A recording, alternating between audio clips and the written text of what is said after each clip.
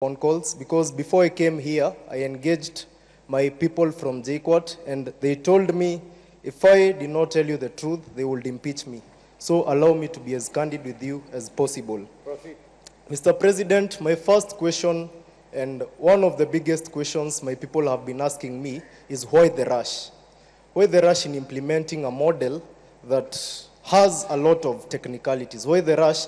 Because I am a financial engineer and as you have said, the issue of the interest rates is determined by actuarial scientists. But the model in itself has a lot of issues up to this moment. So even if we had all these issues coupled together, you've given a lot of sad stories of people not making it to campuses such as the Scott Bible Institute being closed. But Mr. President, we have a lot of people being affected right now. While we were at Naivasha, Mr. President, once we left, we felt like rubber stamps. Naongea ukweli, comrades. For the simple reason that after that, a report was given in Naivasha. We had a summit in Naivasha around June. And the report that came out is that we had agreed to the model. And our comrades were really angry with us, Mr. President. So we felt at that point like we were being set up. Like what we are telling the people is just for formalities. And we have spoken in a lot of forums, Mr. President, but I believe you have already noticed that people are not clapping much to even the best of points because there's a general... Well, there you go, Gishangi. That is you addressing the president there very boldly and, of course, representing your comrades. And one of the things that the president had said earlier in regards to the old model was that 23 out of 40 public universities had been closed, going bankrupt rather. But now you're telling him, despite all that, you don't see the rush, which is what you have just mentioned right here. I think the key aspect is the discussion that was had in Naivasha and State House. What exactly did you student leaders tell the president, and what did you feel? Why did you feel that you were not being heard in that perspective? Thank you once again for the opportunity. I have had the privilege of sitting in a lot of forums with the president and the Ministry of Education because I've also been a big supporter of the demonstrations that happened. I've actually been at some point involved in the planning. There was a time I was really exhausted with this government and a lot has been going on. I've watched the news today and I see that our country is one big theater. It seems like Kenya is something that Shakespeare designed. It seems like some play somewhere. Yet I also came to realize that as a representative of my people need solutions. And so with that revelation, I decided to just go and sit and listen. Because one thing they attack us with is that we do not listen. That all we do is just bash the government. And I have sat with the PS of Education, Madam Beatrice Nyangala, doctor, and I have listened to her. I have listened to people from her office, and I have spoken. I sat down, I did not just hear them, I listened. But unfortunately, there was a meeting we had at Kenya School of Government, and I was supposed to be part of the planning committee, and we had made a lot of suggestions to the ministry. This is just an example of how the ministry does not listen. And we gave a lot of suggestions on how we wanted the program to go, but they felt like we did not know anything. The people we were with at that time can testify that even at some point they told us that nyamjui hizi vitu sana, as in it really pained us because they were not even... In regard to the points you're giving or the suggestions to what? No, it is with regard to the point of the people not listening. Because it starts from the Ministry of Education. The president, and I told him this and I will repeat right now, my people and even I myself feel that he is somebody who advises his advisors. Because we cannot have the head of state being the one who explains something better than the people he has employed to do so. He should be running the entire government. And so over the issue of the people not listening, the Ministry of Education does not listen sometimes to student leaders, and it really pains because we were not being allowed for that meeting to plan the KSG meeting. The KSG meeting was there to discuss the new funding model. But if you covered that engagement, we walked out. And we were very angry with them because even at some point we shouted at them to just keep quiet, but they never did. So these people are not listening. especially the Ministry of Education. So that is why I had to tell the president what I did.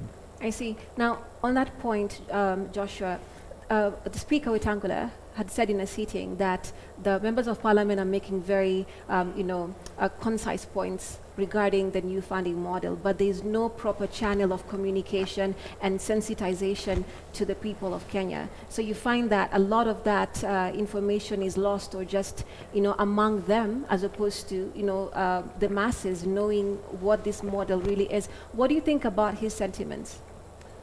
I think, and I would say I prefer the Kenya before 2010 because at that point, the public participation was a big deal. And you could see barazas were big things and people could attend barazas. When something was being discussed in parliament, it was deep in the village. Because I remember, I know I was not very old, but I can remember I could see my parents going for those barazas and engaging in conversations. And even myself, sometimes they could drag me along so that I go and participate just by being present. Right. I think that for me made the conversation get down there to the people, to the real people who are affected by what is being done in parliament.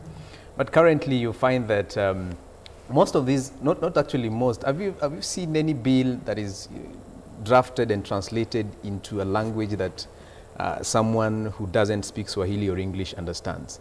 In fact, leave alone Swahili or English. Have you seen a bill that is written in Swahili currently, so that someone somewhere who doesn't understand English will understand what is written in a bill if they decide to read for themselves? Look, let us not lie to ourselves. People don't read. Well, some people do, but a majority of people don't read. So if we are going to assume that we have a bill or we have a conversation in parliament, it's done in English the whole time, and then we expect that someone down there, that is why people are using the media as a channel to sell propaganda. So that people, and there's lots of misinformation and disinformation that goes to the people that are affected greatly at the grassroots levels. So yes, I think there needs to be a way of communicating to the people of Kenya. And that way is not just sitting in parliament and discussing. We need to have, because for you to be elected at in a certain constituency, it means you understand the language of the people within that constituency and they understand you. We need to see members of parliament and members of county assembly getting to their offices and doing the real work there, having conversations with their people at the grassroots level. Then we shall be empowering our community. Otherwise, if we continue having MPs who are always on top of their fuel guzzlers and working with the president and all other leaders, right, and continuing the conversation in rallies, we will not have real information getting down to the people that information is meant for. Right, and we do have that clip of, Speaker Wetangula, of course, speaking about sensitization, about the communication, and the members of parliament should, of course, put more of their resources into, enabling the public to understand this, what the messaging is behind the new funding model. Let's take a look at the clip. The whole government, please invest time and a bit of resources in public communication.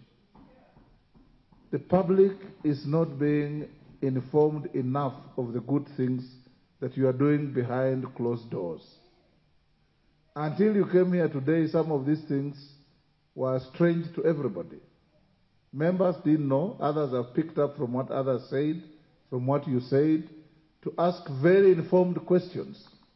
So try and put some energy, some resources, and some industry in public communication. Let the public know what you are doing. Let the public get to understand and appreciate what you are doing. What you are doing to consolidate the bursary schemes in the country.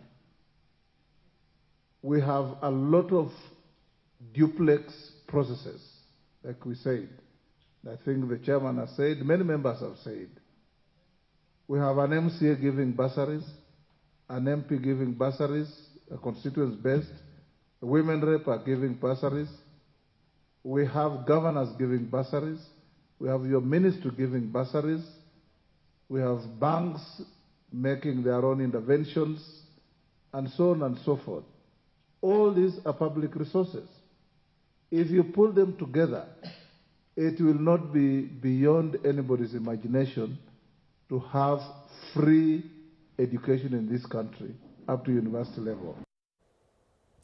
Well, there you go. You know, he says that if you consolidate all the bursaries given to women reps, you know, MPs, all the CDFs and all that, we won't have, you know, a child in Kenya who will not be able to have free education from beginning to the end. I know you have something to say. Of course, by all means, if we consolidate everything together, we'll have enough money to take people to school.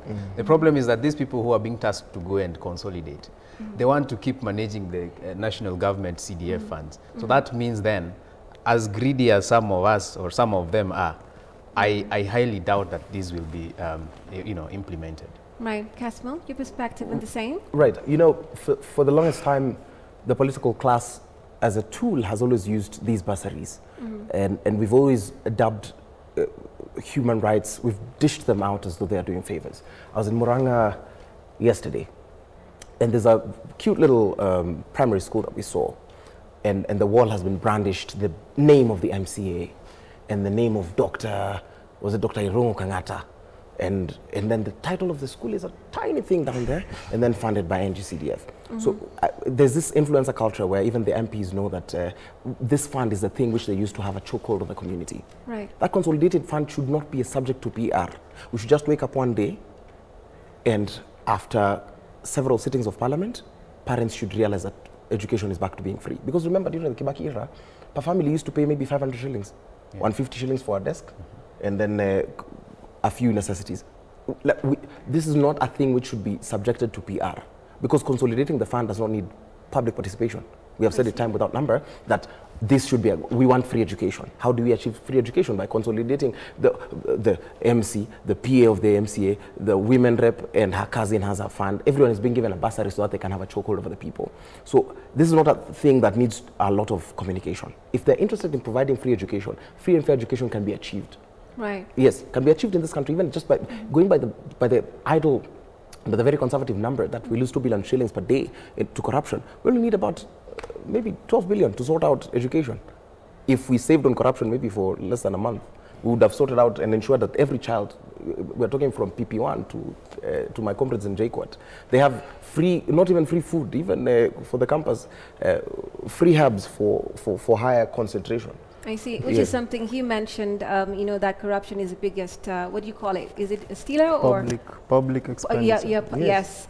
During the tunnel with the president. But also another thing you told the president, Kitonga, is that your perception in all this is that there are things that may be happening which are good, but that you may not know, because he is the only one, in your opinion, who seems to be able to explain this funding model in the best way possible, right? Now, you've also heard what the speaker has said. Yeah, do you think that there is something happening that maybe the public hasn't caught when you look at this whole thing? Over the issue of them consolidating the funds, I highly doubt. In some constituencies or in some counties, we have the governor disbursing bursaries close to 1 billion shillings. And I have been in places where bursaries are being sold. So for one, to answer the question very fast, is that I doubt that they will consolidate these bursaries without some force. Before the next sitting, which is what they're supposed to do before the next sitting. Yes, I believe they need some little push from the public. And unfortunately, that is the country that we live in. So if they will not have done it, the comrades have decided that we will make them do it. Yes, which is the strike? You had mentioned of a pending strike, rather, on the September 9th? A strike is a strong word. Or rather... It is a public push, as my comrade has said. Okay, it's a public push from the public to ensure that the legislators, because you know, everyone forgets every once in a while. So we will be joining our comrades from all universities in the country, because we've realized that these violent means do not work. So it is not a protest, and we will not need to notify the police. It is a public push, as my comrade has said, and we will join the students in reminding the legislators what they need to do. Jacob to say wisdom. Wisdom. I see. You know, one of the things that happened, but I want to ask you, Gitonga, let me ask you, Joshua, is that while during, I know you're not there, but let me just say, while the meeting was happening at State House, there was an accusation that, you know, some student leaders were given 25,000, others who are seeming to be known to forsake what this cause is, of course on the social aspect, whereby it can be so hard that you have to take this on the side, despite the fact that there's supposed to be some unity or some semblance of that. So whatever comes out in the media is not what exactly you all are saying right now. What's your perspective on the same? As to the amount that the comrades were given there, I cannot ascertain, I don't know. But one thing I know, and everyone says, that they were given some money. Look, even the student leaders, I was in undergrad, and I know what that life looks like. And some of us did politics in undergraduate. Okay, well, we engage in student leadership. Sometimes even for student leaders, it's so hard. It's so tough for them. So, and look, I meet these people, I tell them, ukipewa chukua, it's your money. But at the back of your mind, you should know the real deal. You should know the cause. You should know what we are fighting for. You should know that there's someone who cannot afford, and probably yourself, you cannot afford. So we have even student leaders who cannot afford the fees, the fees that have been proposed through the new funding model. But they went there. Why? Because they know they're going to meet the president, and probably something itatokea, and they'll be able to get lunch or supper or something. So really, we have different social classes, even within the student leadership. And they are using these to destroy the future of students, because if they dangle something like, say, 10,000, 25,000, I mean, which comrade would not go for 25,000 or 10,000? So there is a problem. The leadership is using our economic status, all right, the low economic status, to kind of enforce certain things that are not going to help us at the long run. All right. So we have over 26,000 appeals, by students over this new funding model, and they represent what you have all mentioned here, the public participation aspect. In your different, locales or universities and the like, what are the comrades, let me say, fellow students saying about this whole aspect, about especially being banded in different groups where they believe they're not supposed to be, and how is that process looking? I think it's, they're given till December, 31st or so. I mean, the comrades for sure have already spoken, and we don't need to dance around this question. We need to be asking what then shall we do with the voices of the comrades? The comrades have already said they are not in favor of such a model. Now we're waiting to see how the government is going to act in response to the voices of the people, because as we know, the voices of the people are the voices of the God, and especially a voice of a comrade. And I don't know why the state would use the material conditions of a comrade. Why would the state impose poverty upon a comrade? That 25,000 should be going into a comrade's pocket regularly. It should not be a special occurrence. A comrade should be receiving a stipend, because a comrade is a very important fabric of our society. So they've said clearly, time without number, that this is unfair. Some of them, as you can see, even streaming in for the comments, that they've been placed in the wrong bands. That is general feeling. But this is a government that, as our comrade said, that needs public push. And if it gets to this point, we need to remind this government that we are more than willing to remind them of the work that they're supposed to be doing. That they cannot do anything to silence our voices. They might use violence, they might use forced disappearances, they might get to the point of killing and blaming amnesia.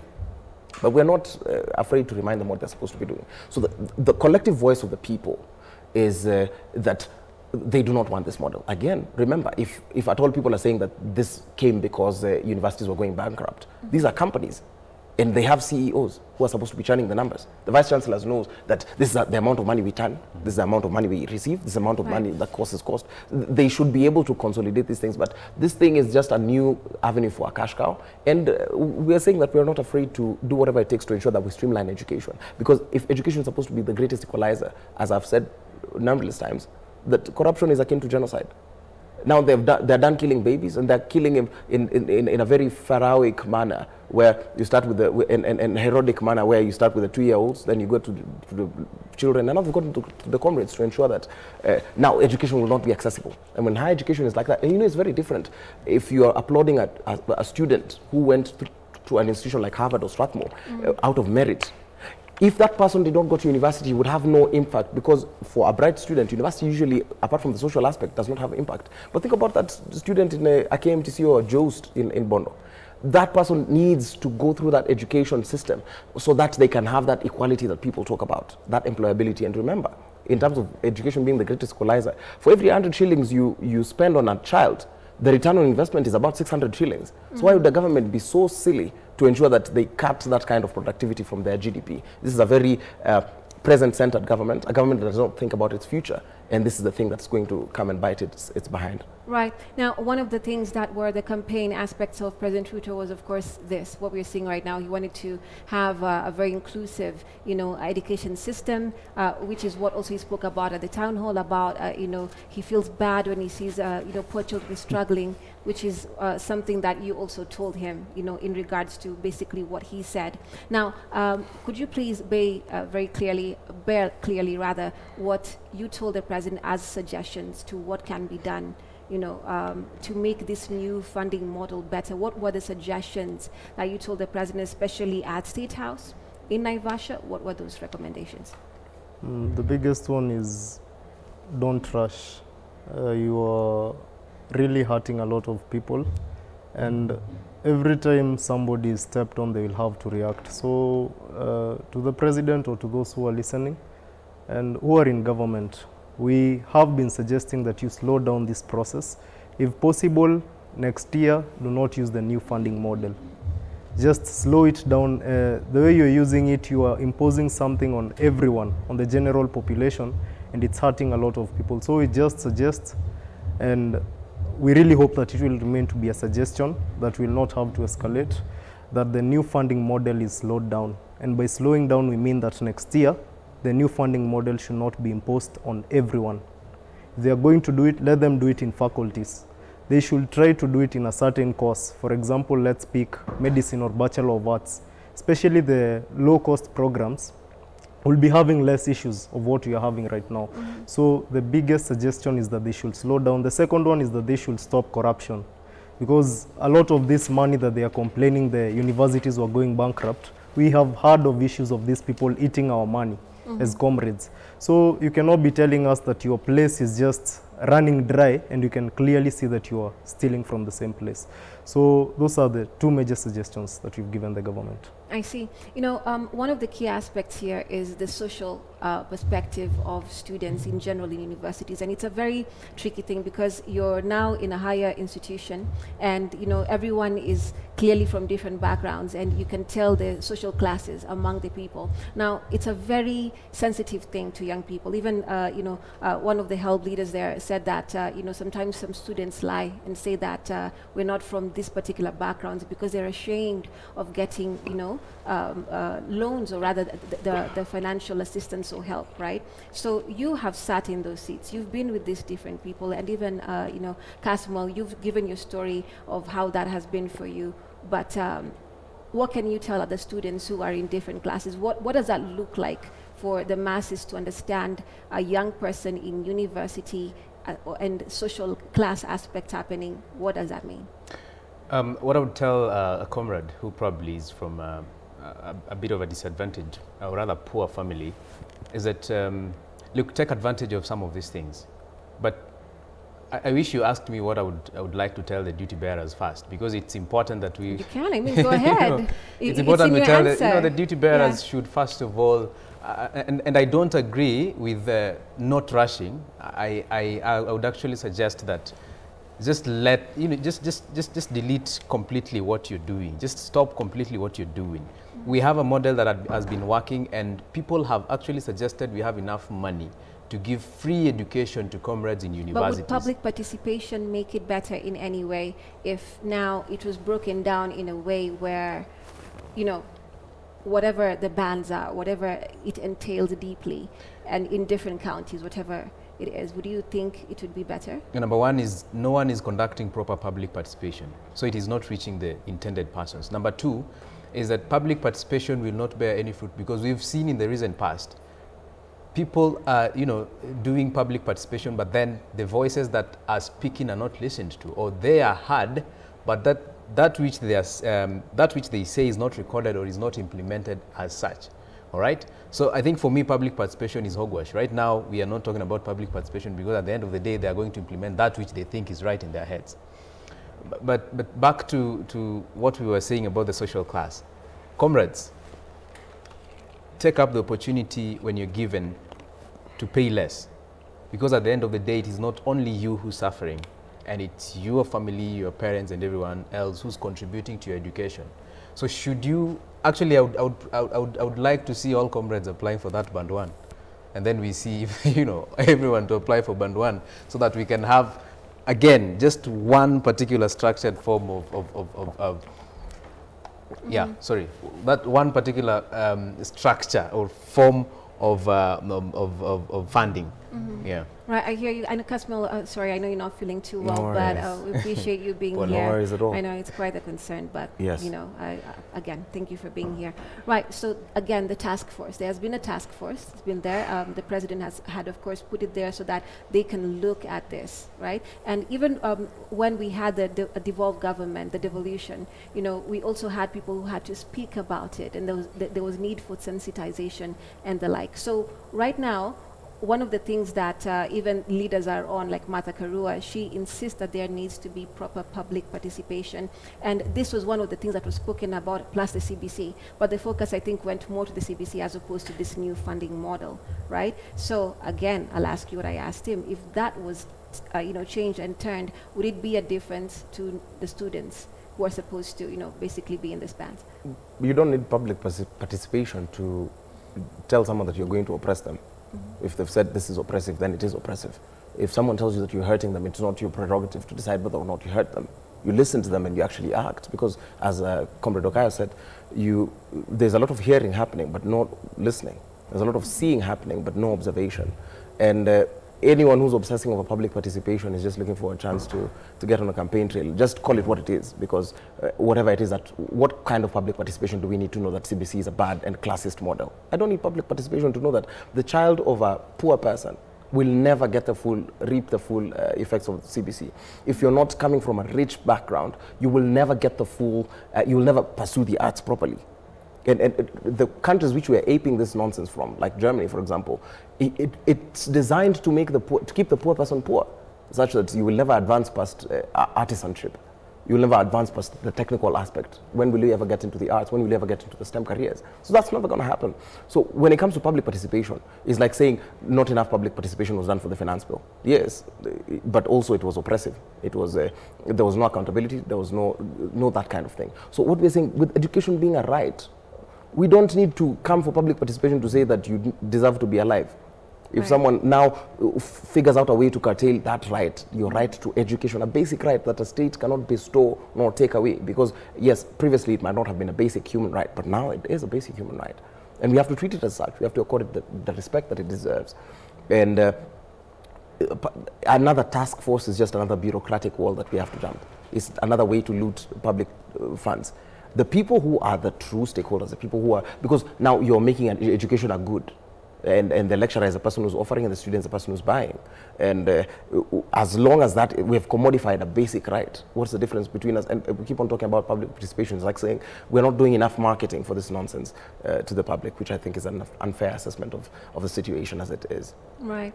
Now, we are having, you know, an ongoing teacher strike, KNUT, KUPET, and also it's going on over to the next week. And of course, the schools have opened and the like. And now we're seeing a situation where some vice chancellors, actually most if not all, they're supporting, of course, this new funding model. And they're saying that 23, of course, like I mentioned earlier, out of 40 you know, public universities have gone bankrupt. So this will help solve that particular situation. And you're in these institutions now, and they're you know, also not being paid fairly. You know, there's that issue from, then we're speaking about 1997. This is not a thing that began, you know, today. This has been a thing that has been there for a very long time. Teachers have always been, you know, complaining about their wages for a long time. Yet they've been churning very great people in society. What's your perspective on that? You know, you've mentioned the issue of the vice chancellor supporting the model, and I laughed. Yes, because having engaged with student leaders, I know quite a couple who have been told by their vice chancellors to fight the model. The vice chancellors cannot fight the model directly because, for one, the new funding model... They've been told by the seniors to fight the model, that is? No. The vice chancellors are telling the student leaders to fight the model. I see. Some of them. All right. Because the model, in the first place, benefits the universities. I have taken a fact check from various universities. I have some university officials who are my friends from various campuses. They've told me that the model benefits the university. And the other aspect of it is that the vice-chancellor's jobs are not elective. So in as much as there is some tenure, we have seen some campuses where the vice-chancellor has been impeached.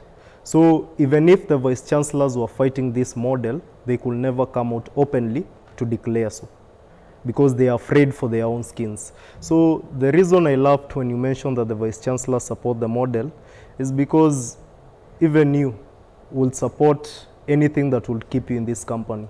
You will not want something that will come to evict you from this place. So most of these vice-chancellors are supporting the model first because of their jobs.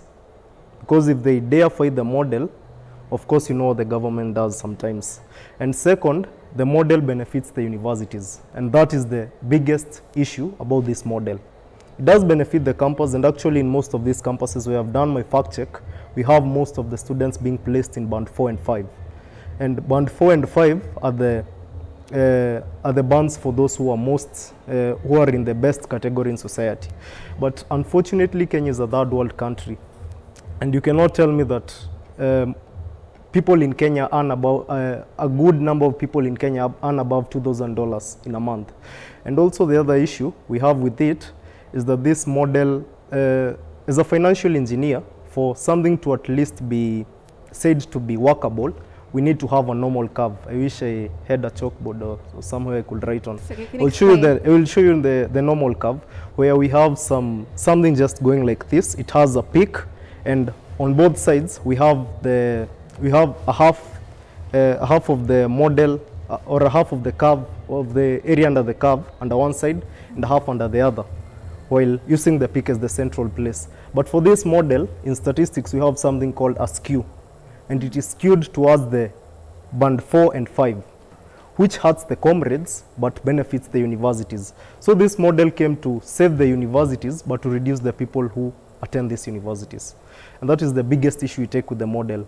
This model is trying to achieve a certain balance, and statistically it does have some advantages, but unfortunately the people who will suffer are the same people that this model is supposed to benefit.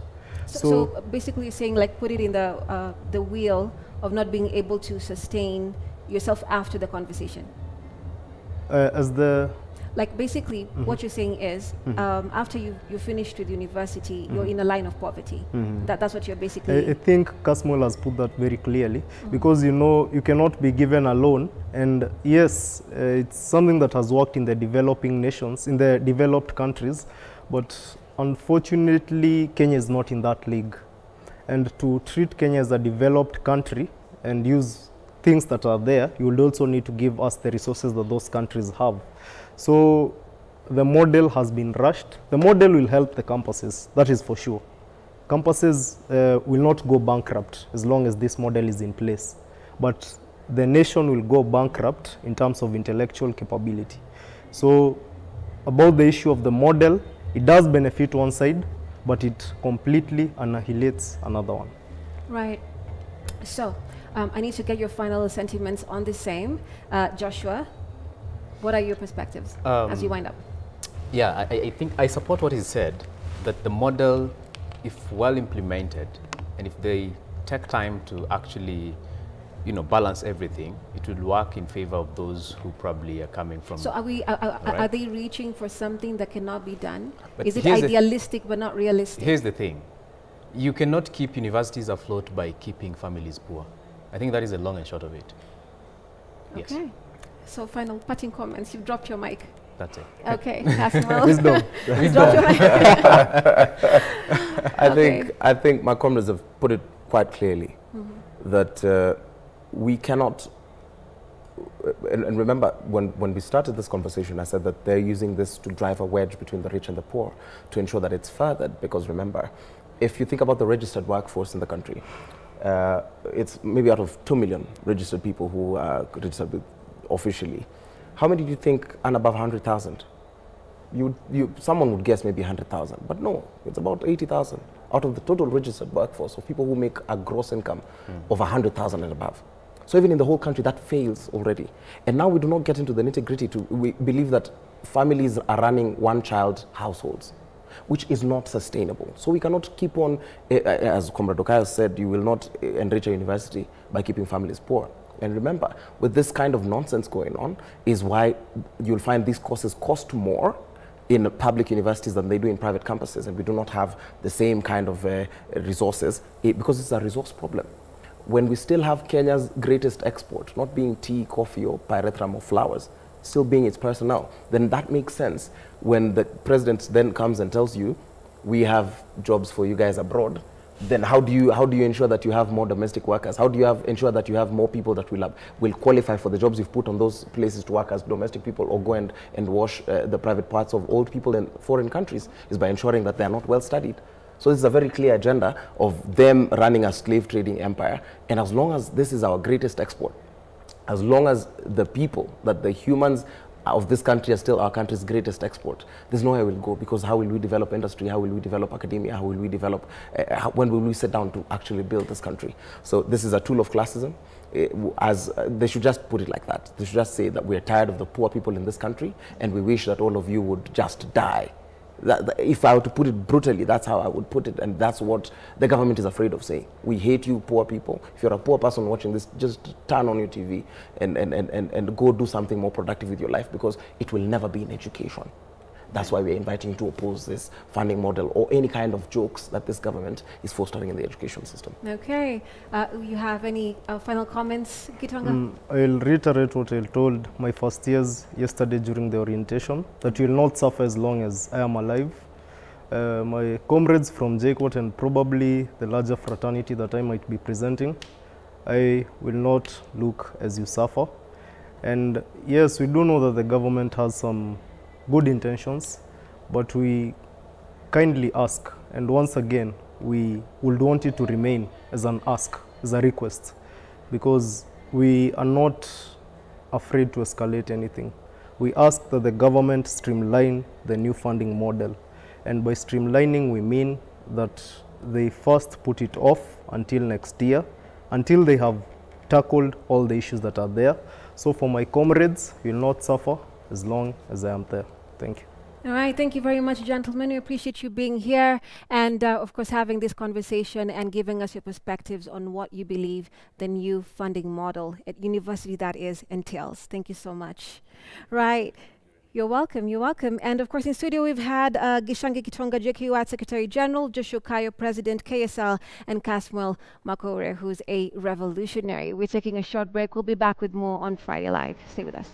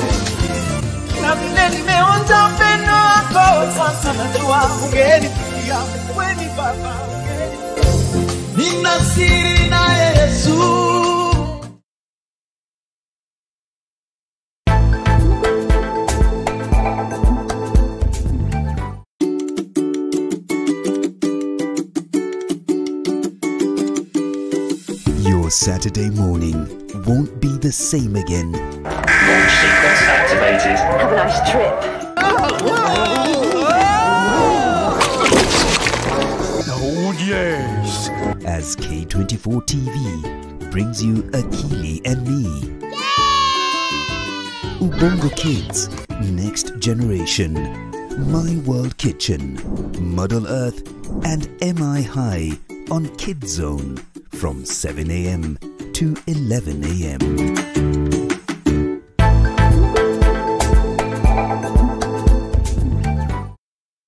Have you watched K24? We would love to hear from you. Send us your feedback on what you like and what you don't like and why. You can use any platform to reach us. We can be reached on Facebook, SMS, Twitter and WhatsApp.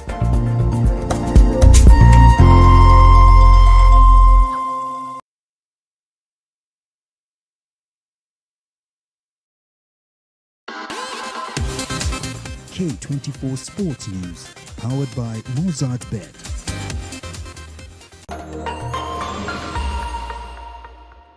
Back to the future. The future is simulate. Bet smarter.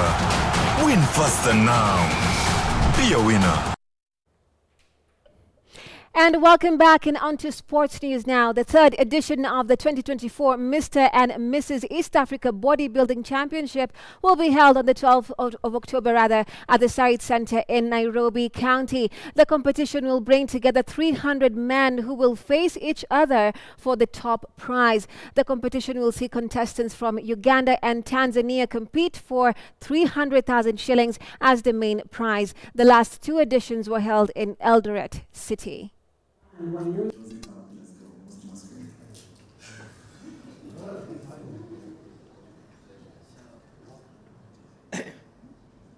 preparing for this show. Now it's like 10 weeks, so 6 more weeks. I know all the athletes are doing the same, and I wish you all the best. I know we have top-notch competitors who are coming for the big prize. It's quite broad-based because we have women competitors from all over. We have men physics, classic physics, bodybuilding. So it's an opportunity for everyone to come and see for himself. I'm looking forward for us hosting as many people as possible. I'm so excited for the first time the event is coming here and we are able to showcase a lot of muscle and art. This is art.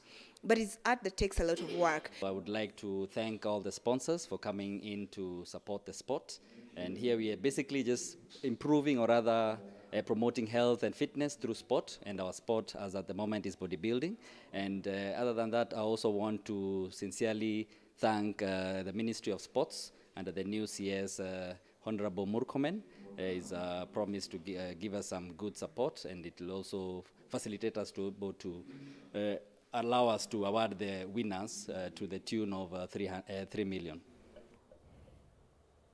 Right now, Leicester City will be hunting for their first win of the season as they clash with Aston Villa on Saturday at the King Power Stadium. The Foxes manager Steve Cooper has said that his charges are ready to bag all 3 points.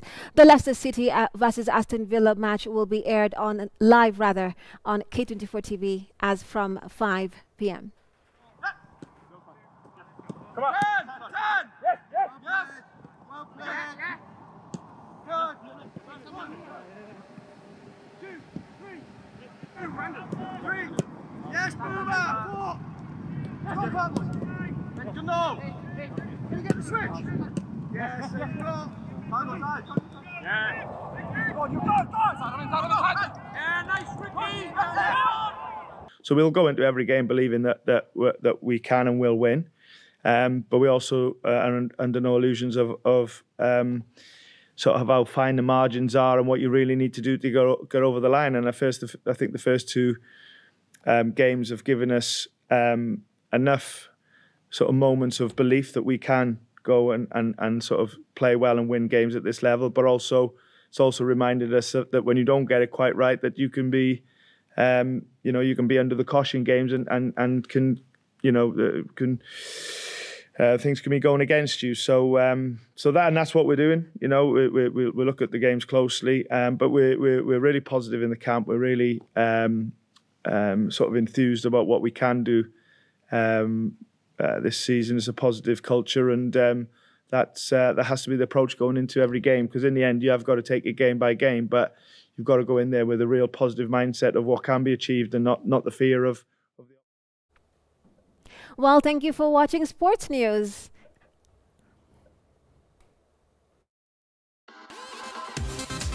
K24 Sports News, powered by Mozart Bet.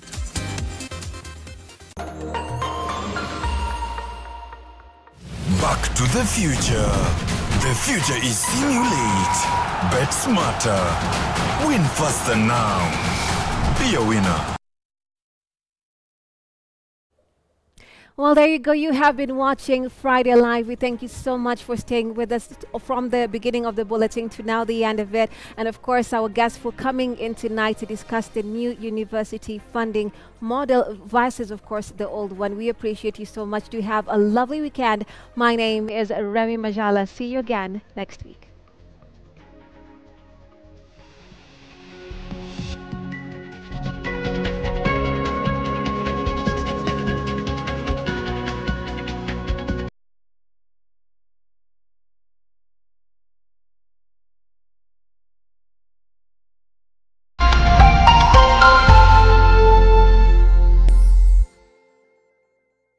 Cheza kama wewe na cheza sita. Ushinde hadi mara 5,000 ya beti yako teke teke. Yes, and it's that simple. Dial *675#. Cheza na 6 numbers kati ya 1 hadi 6. Weka bet amount yako kutoka shilingi 50 tu. Ushinde hadi mara 5,000 instantly. Cheza kama wewe na cheza sita. Na upate nafasi moja kati ya 4 ya kuwa mshindi. Dial *675# to play now. Over 18 only. Gaming is addictive. Play responsibly. This message has been authorized by the BCLB.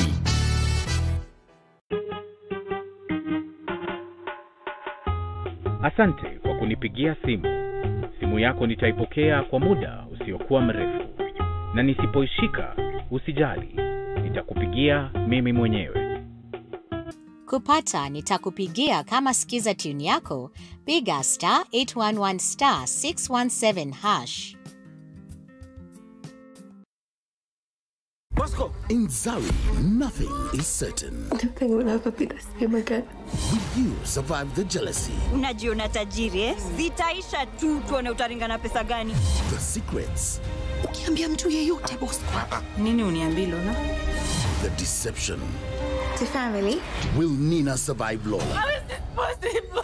The ultimate face-off. Zari continues weeknights at 8:30 on Maisha Magic Plus, DSTV channel 163, GoTV channel 3.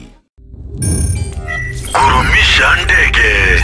Aviator instant game. Be a daring pilot and earn by how much high you can lift the plane. The higher you fly, the higher your win. The sky is the limit. Mozart Bet.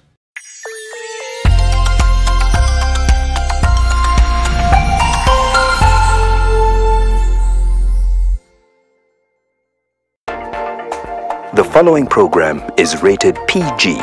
Parental guidance is advised for younger viewers.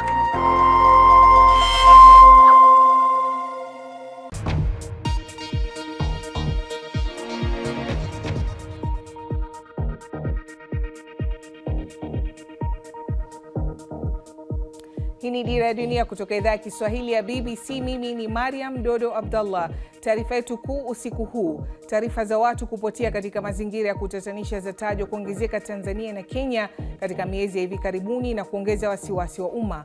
Leo katika mjadala wetu wa wiki tunatupia jicho visa vya watu kupotezwa kwa nguvu.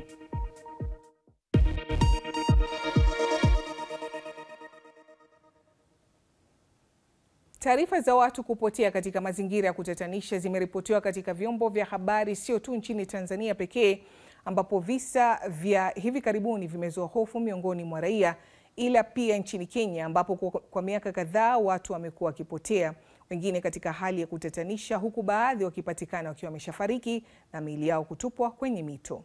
Nchini Tanzania, baadhi ya familia zilizoathirika na kupotea kwa wapendwa wao zimekuwa zikiripoti kuhusu visa hivyo.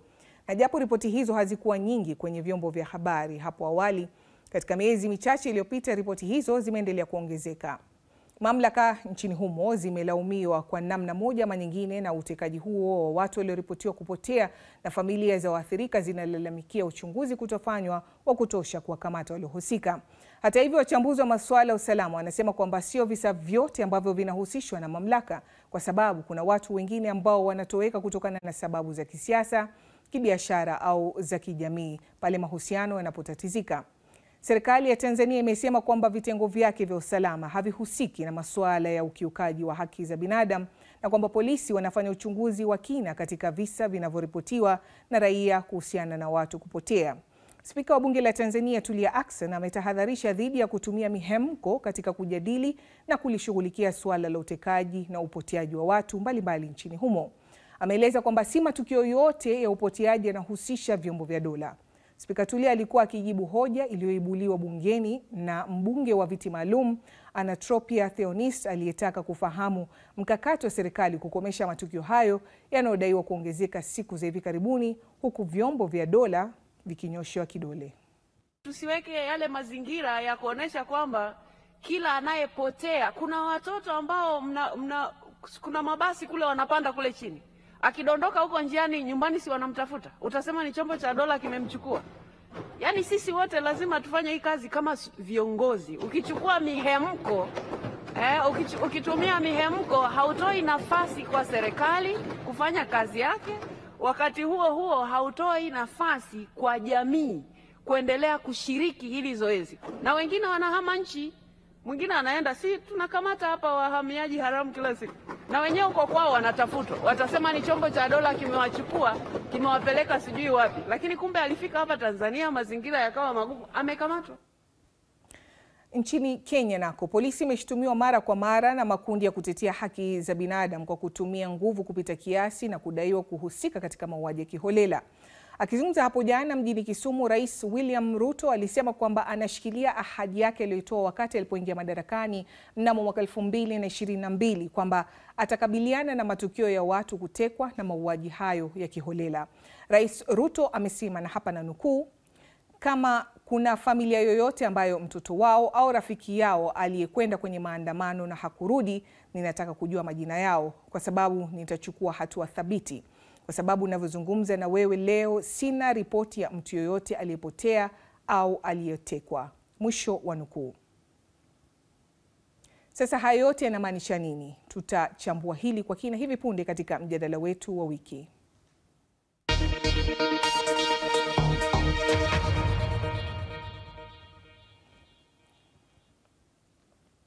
Sasa ili kuelewa zaidi kuhusu ukubwa wa swala hili la watu kupotezwa kwa lazima, nimezungumza na Khalid Hussein ambaye ni afisa mkuu mtendaji wa shirika la Vocal Africa kutoka Dar es Salaam, Fulgence Masawe ambaye ni wakili na mkurugenzi katika kituo cha sheria na haki za binadamu nchini Tanzania, LHRC, na mwandishi wa BBC Sami Awami ambaye kwa muda sasa amekuwa akifuatilia taarifa hii ya watu kupotea Tanzania, na ameanza kunieleza alichokigundua kuhusu hili.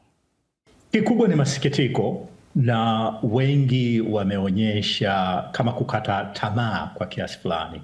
Nisema kwa kiasi kikubwa kwa kweli, kwa sababu kuna kijana ambaye amepotea tangu mwaka jana.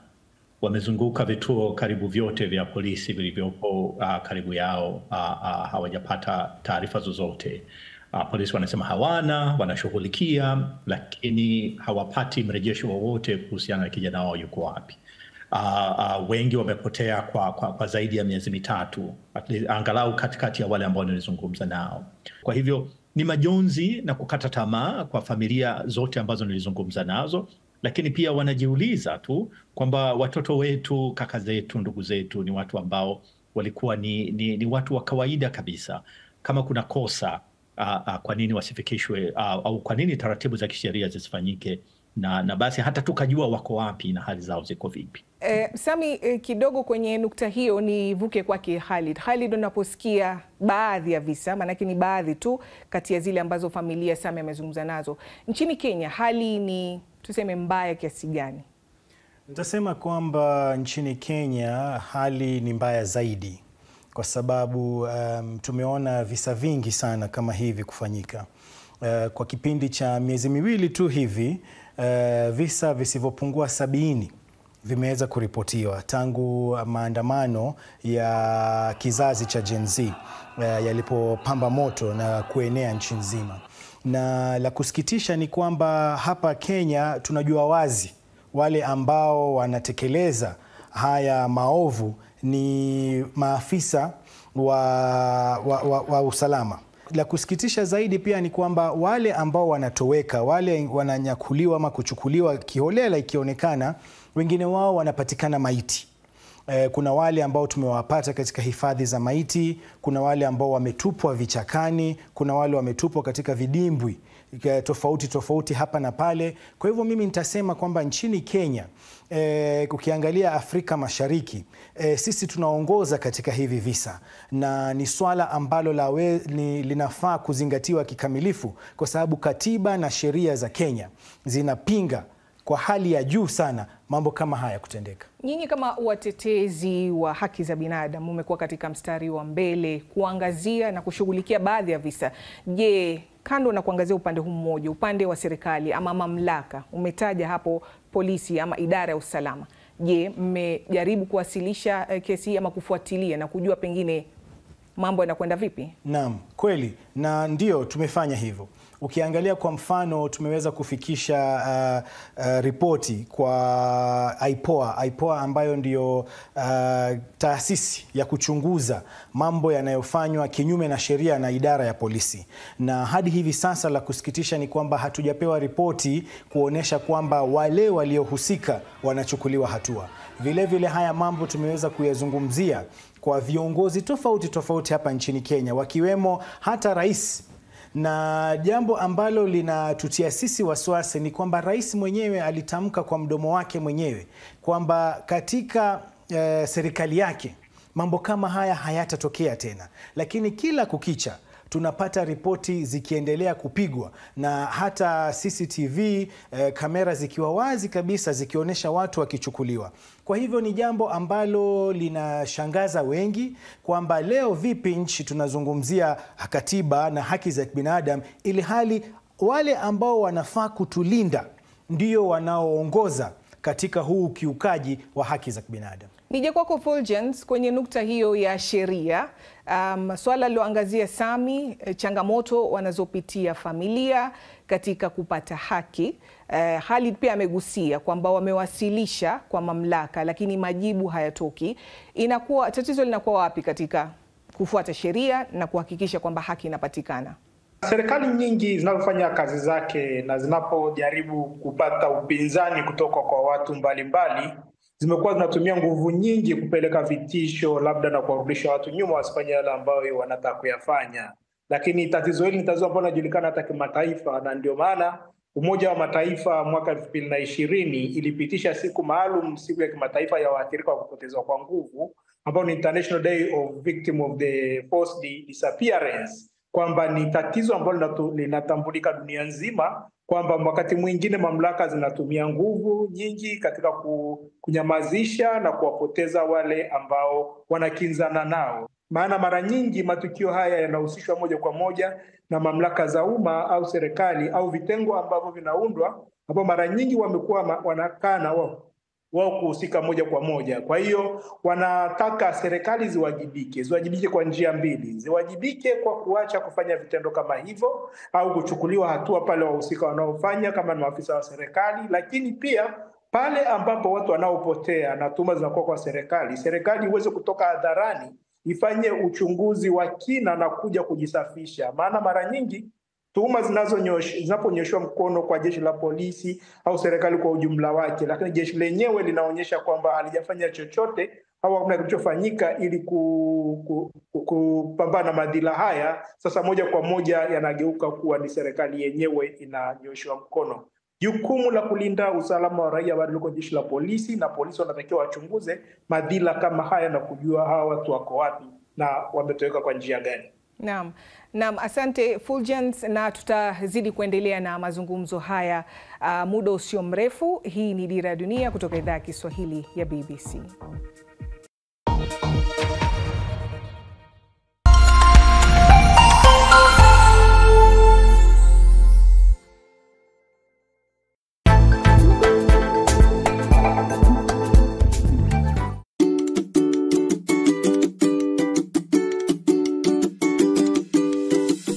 Saturday morning won't be the same again. Launch sequence activated. Have a nice trip. Oh yes! As K24 TV brings you Akili and me. Ubongo Kids, Next Generation, My World Kitchen, Muddle Earth, and MI High on Kids Zone from 7 a.m. to 11 a.m.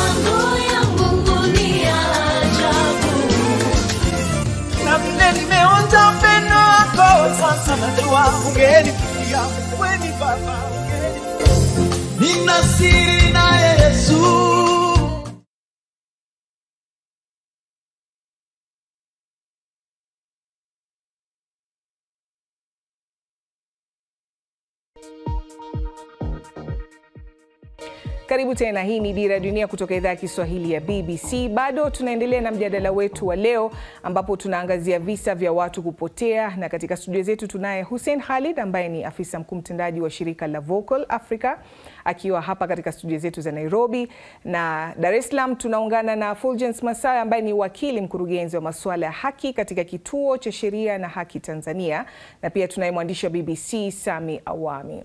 Na Fulgence, kidogo ningependa tuzungumzie takwimu. Swala la ama visa hivi ambavyo vinaripotiwa, tumetaja limetokezea kwenye Sami alivyozungumza. Khalid kadhalika amesema kwamba visa hivi katika siku za karibuni ndio vinasemekana kwamba vimeongezeka Tanzania kwa kiwango gani hasa? Ya takwimu kwa bahati mbaya zinaweza zitoe uhalisia zaidi kwa sababu takwimu zimekuwa zaidi kwa wale watu maarufu wanaokamatwa, lakini tuliona tamko la chama cha wanasheria Tanganyika ambacho kilitoa karibia matukio 200 ya watu ambao wametoweka, lakini tukaja kuona chama cha upinzani cha Chadema nacho kitoa takwimu zake. Matukio yanayoripotiwa ni machache kuliko yanayotokea, na wengine matukio wanapopata taarifa zake lakini wanaambiwa wasiongee kwa sababu ndio familia zimetishwa au zinaogopa kupata madhila zaidi. Kwa hiyo zinaona ni bora kutokuongea chochote. Kwa mfano ukiangalia sasa hivi kuna tukio la watu kupatikana kwenye makaburi huko Singida na Dodoma. Ina maana hujawahi kusikia hata familia zinalalamika kwamba watu wake hawaonekani. Kwa hiyo kumekuwa na changamoto ya uelewa, na ndio maana hii mikataba ya kimataifa mara nyingi imekuja kwa ajili ya kujenga uelewa na watu kutoa taarifa na kutoa dhana uwajibikaji ili kuhakikisha kwamba watu wanaopotea katika mazingira ya kutatanisha kwamba unaweza kufichua ukweli na kuangalia kwamba haki inapatikana, na pale inapoonekana mamlaka zinahusika waathirika na familia zao zipate kupata fidia. Nitakuja kwako Sami muda usio mrefu, lakini kidogo ningependa kukushirikisha Khalid kwa alichosema Fulgence katika kumithilisha hali nchini Tanzania na nchini Kenya, kwamba licha kwamba kuna takwimu ambazo zipo wazi ama zinatolewa, nyinyi kama mashirika unaweza kuzungumziaje kuhusiana na hilo alilosema kwamba vile vinavyonakiliwa na uhalisia wa mambo huenda yakawa ni mambo mawili tofauti? Nakubaliana na Fulgence 100%. Kwa sababu utapata kuona takwimu zilizopo. Ukiingia mashinani utapata kuna wengine wengi hata hawajui wataanzia wapi kupiga ile ripoti. Kuna wale wanaogopa kwamba wakifika katika vituo hata wao vile vile huenda wakashikwa. Kuna wale wengine wanasema kwamba hawa watu wao waliopotea labda kulikuwa na sintofahamu pale nyumbani, kwa hivyo wanafikiria labda ameondoka tu kwa sababu ya hasira za nyumbani. Kuna wengine labda wanaogopa hata kwenda kutafuta hawa watu wao kwa sababu wanafikiria labda watawapata katika hifadhi za maiti. Kwa hivyo ni kweli kabisa kwamba zile takwimu zinazorekodiwa ama zinazoripotiwa huwa mara nyingi ni finyu ukilinganisha na hali ya sawa vile mambo yalivyo. Sami, katika swala la kuripotiwa kwa visa venyewe katika baadhi ya familia ambao umezungumza nao, je, uchunguzi umefikia wapi? Hakuna mwendelezo wowote ambao wameupata familia. Wanachoambiwa tu ni kwamba uchunguzi bado unaendelea. au bado hatuna matukio yote mapya. Nadhani na hiyo inaweza kuwa ndio moja kati ya sababu kwa nini labda mamlaka na hasa jeshi la polisi inakuwa vigumu kwa wao kujinasua katika mazingira kama haya, kwa sababu maswali ni mawili. Kwanza, baadhi ya hao ambao wametekwa, kwa mfano kijana kama Benson ambaye alichukuliwa hapa Dar es Salaam, yeye alikuwa ni driver bodaboda. Wakati wamemchukua akiwa kituoni pale na wenzake wa bodaboda. Wenzake walipowauliza watu waliomchukua, nyie mnampeleka wapi? Wale watu wakajitambulisha kwamba wao ni askari polisi na wanakwenda kumhoji. Sasa au huyu William kutoka Mwanza, na yeye anataja afande ambaye alimchukua, ambaye alimuita kwa ajili ya kufanya naye mazungumzo na hajarudi tena. Kwa hivyo unapoona kesi kama hizi ambazo kwa namna moja au nyingine, aidha watu wanajitambulisha kuwa polisi, kwa sababu huwezi jua kama kweli walikuwa ni polisi au vinginevyo, wanapounganisha moja kwa moja na jeshi la polisi au kuwashutumu kwa namna moja au nyingine, lakini pia yanapokosekana majibu mazuri kwa familia zao, inakuwa inawapa wakati mgumu familia kuelewa nini hasa kinaendelea, kwa sababu kuna kesi ambazo sio za mwezi mmoja au miezi miwili tu, kuna kesi za paka mwaka mzima. Ni lazima tuheshimu mahakama zetu. Watu wengi saa zingine wanafika mahakamani kwa ile tunaita habeas corpus, kusema mtu aletwe akiwa hai ama akiwa amefariki, lakini utapata vitengo vya usalama vinakosa kufuata maagizo ya mahakama. Kama mtu ametenda makosa ya kijinai alivyoelezea wakili, kuna mfumo wa wazi kabisa katika nchi zetu za vipi tunafaa kufuatilia, lakini vitengo vya usalama vinakiuka. Kwa hivyo kuna mambo kadha wa kadha, yakiwemo elimu ya jamii na ufuataji wa sheria, ambayo lazima tuweze kuyafanya ikiwa kweli sisi tunataka kumaliza hili donda sugu la kupotezwa kwa watu. Nam ni Khalid Hussein, huyu afisa mkuu mtendaji wa shirika la Vocal Africa, Fulgence Masawe kutoka kituo cha sheria na haki za binadamu nchini Tanzania, pamoja na Sami Awami, mwandishi wa BBC, kama alivyozungumza nao katika mjadala wetu wa wiki.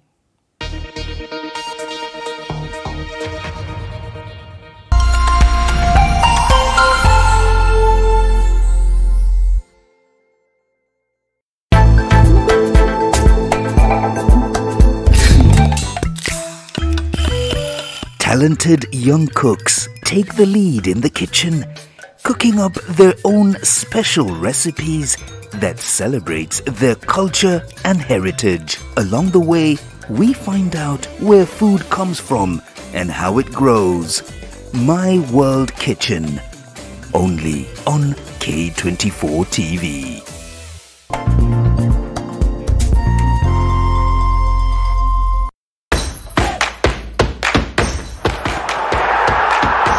Follow the champions on the home of football. Watch the latest Man City content exclusively. Full match replays, extended highlights, coaches' interviews. The target is not to win the Premier League, it's just, okay, next game, try to win it, this is what we have to do. Players' interviews. In general, the quality has been high and it's been good. Behind the scenes and more. Every Saturday at 1 p.m. only on K24, the home of football.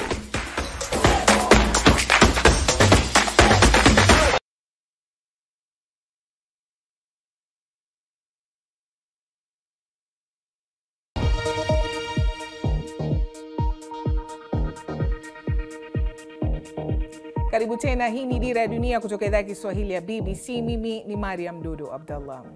Tuelekee Mashariki ya Kati sasa, ambapo Israel na Hamas wamekubaliana kusitisha mapigano kwa siku 3 ili kutoa nafasi ya utoaji chanjo kwa zaidi ya watoto 600,000 huko Gaza dhidi ya polio. Mashirika ya Umoja wa Mataifa yanasema yataanza kutoa chanjo hiyo Jumapili hii. Mtoto mchanga amethibitishwa kuugua ugonjwa huo, ikiwa ni kisa cha kwanza katika kipindi cha miaka 25 katika eneo lililokumbwa na vita la Palestina. Taarifa hii ya Lucy Williamson inawasilishwa na Ahmed Bahaj. Alizaliwa mwezi mmoja kabla ya vita vya Gaza kuanza. Abdurrahman amemudu kuvisimamisha vita, jambo ambalo viongozi wa dunia wameng'ang'ana kulifanya. Mapema mwezi huu, Abdurrahman alipatikana na polio, kisa cha kwanza Gaza katika miaka 25. Familia hiyo ya watoto 9 inaishi katika kambi eneo la kati la Gaza. walihamishwa mara kadhaa kutoka nyumbani kwao kaskazini. Kuhamahama huko mara kwa mara kulivuruga chanjo zake. Mamake anasema wengine kambini wanamwogopa na wanawazuia watoto kucheza naye. Virusi vilitatiza kukua kwake. Aliacha kula, aliacha kutembea, aliacha kutambaa na kusonga kabisa. Nataka atibiwe na yeye anataka kuishi kama wenzake. Ugonjwa wa Abdurrahman umeibua wasiwasi mpya kuhusu hali zilivyo katika kambi za Gaza. Kusitishwa kwa vita awamu hii kutaruhusu wauguzi kuwapa chanjo zaidi ya watoto 500,000 kwa awamu katika eneo lote. Lakini hali iliyosababisha janga hili inazidi kuwa mbaya kwa mujibu wa mashirika ya misaada, na suluhisho si la moja kwa moja. Kufuatia ukosefu wa usalama, uharibifu, miundombinu iliyosambaratika na idadi kubwa ya watu kuhama, lakini pia kulingana na uzoefu wetu na kampeni ya aina hii duniani kote, siku 3 hazitatosha kupeana chanjo ya kutosha. Waziri Mkuu wa Israel aliliweka bayana kwamba hii haikuwa usitishaji wa kudumu wa mapigano. Vita hadi sasa vimeshindikana kwa pande zote za diplomasia na magonjwa. Lakini kuzuia tena mkumbo mwingine wa janga kunaonekana kama hatua muhimu. Kile ambacho mkuu wa sera za kigeni wa Umoja wa Ulaya alikitaja kama tone la matumaini katika bahari ya kukata tamaa. Naam, kutoka Mashariki ya Kati sasa turudi katika eneo la Afrika Mashariki ambapo serikali ya Jamhuri ya Kidemokrasia ya Kongo imetangaza kufunguliwa kwa kesi dhidi ya Rwanda na Mahakama ya Haki za Binadamu ya Afrika Mashariki Septemba 26 mwaka huu kwa malalamiko ya kuhusika na utovu wa haki za binadamu na uhusiano na kundi la M23. Tangazo hilo limetolewa na naibu waziri wa sheria nchini Kongo ambaye ametishia taifa hilo kujiondoa katika Jumuiya ya Afrika Mashariki. Kongo inaishtumu Rwanda kwa kuunga mkono kundi la M23, kundi lenye silaha ambalo linadhibiti maeneo kadhaa katika jimbo la Kivu Kaskazini. Belechi Msoshi ana taarifa kamili kutoka Kinshasa. Naam, katika mkutano wa vyombo vya habari, naibu waziri wa sheria wa DRC ametangaza kwamba baada ya malalamishi ambayo DRC iliwasilisha kwenye Mahakama ya Afrika Mashariki haki za kibinadamu dhidi ya Rwanda, mahakama hiyo ilikubali kufungua kesi dhidi ya Rwanda kwa tuhuma ya ukiukwaji mkubwa wa haki za kibinadamu nchini DRC kwenye ardhi ya DRC, na kesi hiyo inatarajiwa kuanza tarehe 26 mwezi wa Septemba. Na kama mahakama hiyo ya Jumuiya hiyo ya Afrika Mashariki haitaihukumu Rwanda, basi DRC itajiondoa katika jumuiya hiyo. Niliambia mahakama ya EAC kwamba malalamishi yetu yachunguzwe haraka, kama sivyo tutaondoka katika Jumuiya za Afrika Mashariki. Matokeo hayakuchelewa. Hivi mahakama sasa imekubali kuanzisha kesi, na kesi hiyo itafanyika ili kutoa hukumu ya Rwanda kwa makosa ya kuvamia nchi iliyokuwa mwanachama wa EAC na mauaji ya raia pamoja na ukiukwaji wa haki za kibinadamu. Waziri wa sheria Samuel Mbemba ameendelea kutoa shinikizo ili mahakama ya kimataifa ya uhalifu ICC kuishitaki Rwanda. Ni tangu mwezi wa Machi mwaka jana ambapo waziri wa zamani wa DRC wa sheria Rose Mutombo aliwasilisha malalamiko dhidi ya Rwanda na kuomba mahakama ya haki za kibinadamu kuifungulia Rwanda kesi kwa madai ya kuhusika na kundi la waasi la M23 nchini DRC. Belechi Msoshi, BBC, Kinshasa.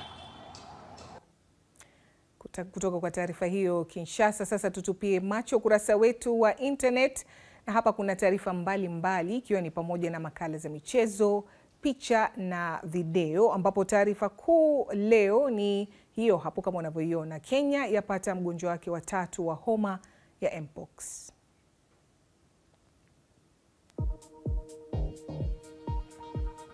Kabla ya kukamilisha matangazo yetu kwa muhtasari, taarifa kuu usiku huu. Makubaliano yafikiwa kusitisha mapigano Gaza ili kuruhusu utoaji wa chanjo dhidi ya polio kwa umma.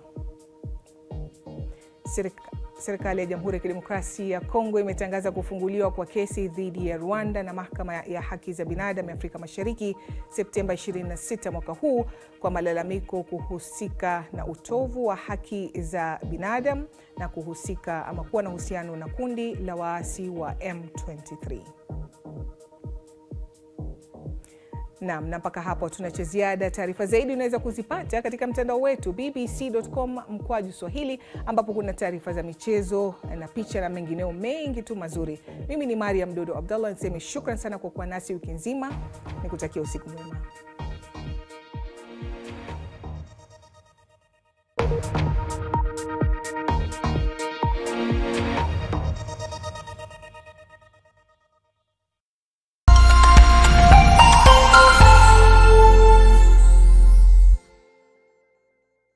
Cheza kama wewe na cheza sita. Ushinde hadi mara 5,000 ya beti yako teke teke.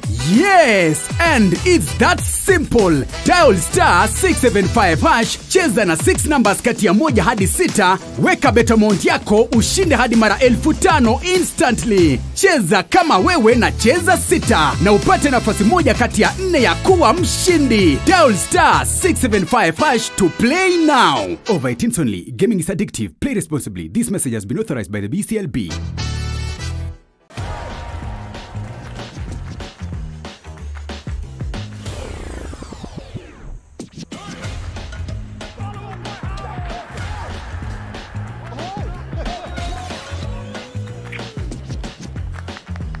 This season, enjoy na GoTV. Beste yako wafuta. Tuna connect na ligi zote. Jishikie GoTV leo ujinice na the best futa live on Supersport. GoTV. Love it. This Sunday, 1st September, all roads lead to Nandi County for the Mozart Bet Rediscover Nandi 10-kilometer road race. The road race, bringing together more than 300 male and female athletes, will start at Kapsasur and finish at Namgoi Mixed Secondary School in Kapsabet town. Tune in to K24 TV to get an exclusive coverage of all the action starting from 7 a.m. A tree planting exercise will precede the race on Saturday, 31st August.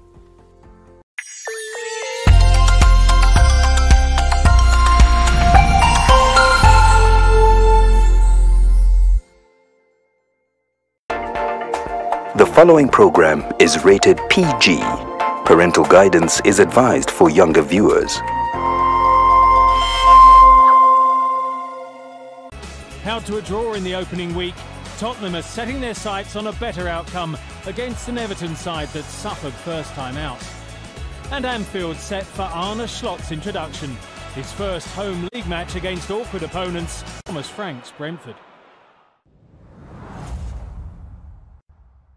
Welcome to Villa Park for a match between two of England's oldest and most successful football clubs. It's Aston Villa against Arsenal. Leon Bailey, John McGinn, 1-0 Villa! Oh, in towards the near post, Bailey! It's Ollie Watkins. It is two. It's unravelling so quickly. When you lose to another team, it hurts. A monumental setback to their hopes of a first title in 20. It should hurt to the core. You could say single-handedly Aston Villa stopped Arsenal from winning the Premier League last year.